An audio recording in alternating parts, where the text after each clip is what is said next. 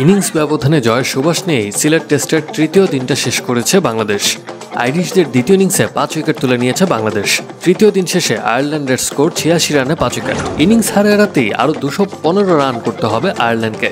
সিলেট টেস্টের তৃতীয় দিনে 1 উইকেটে 338 রান নিয়ে বাংলাদেশ ব্যাটিং করতে নামে।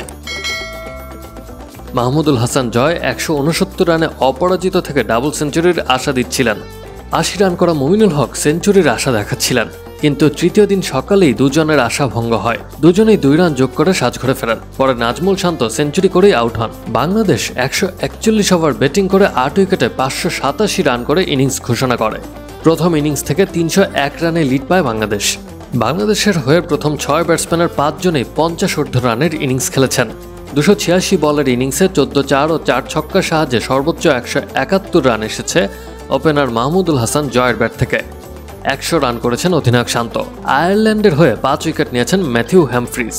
301 রানের লিড নিয়ে বাংলাদেশ সফরকারীদের দ্বিতীয় ইনিংসে 85 রানে 5 উইকেট তুলে নিয়েছে। 1 উইকেটে 61 রান করেছিল আয়ারল্যান্ড। চতুর্থ ওভারে কেট কারমাইকেল 5 রানে নাহিদ রানার বলে বোল্ড হন।